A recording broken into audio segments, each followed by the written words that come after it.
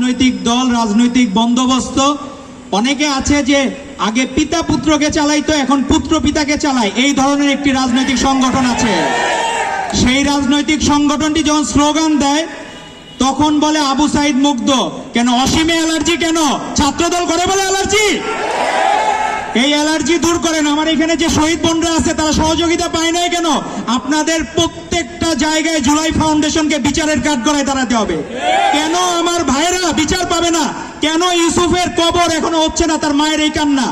আপনার এই কান্না দেখে ডক্টর ইউনূস সাহেবরা কতদিন আপনাদেরকে আদর করে এই পার্টি বাঁচিয়ে রাখবে?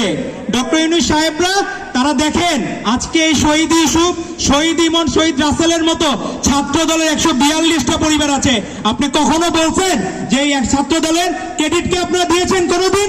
1,500 শহীদের মধ্যে এই ছাত্র দলের প্রায় 150 শহীদ, আপনার কোনোদিন কিন্তু ক্রেডিট দেন নাই। কিন্তু আমরা কিন্তু আপনাকে সম্মান দেই। গোপালগঞ্জে আমরা দেখলাম যে ঘটনা ঘটলো 16 জুলাই ইতিহাসে দুই ভাবে ইতিহাসে থাকবে। প্রথম ভাবে থাকবে 16 জুলাই 2024 আবু সাইদ আর অসীম আকরামের 2 হাত প্রসারিত করে মৃত্যু, বিরচিত মৃত্যু।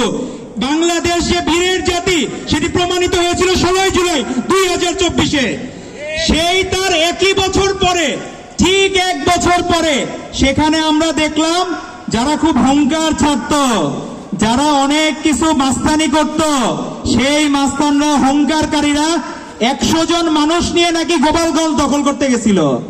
সেই 100 জন মানুষ নিয়ে দেখলাম তারা আবার ট্যাঙ্কের মধ্যে পলায়ন করে আসলো। আমরা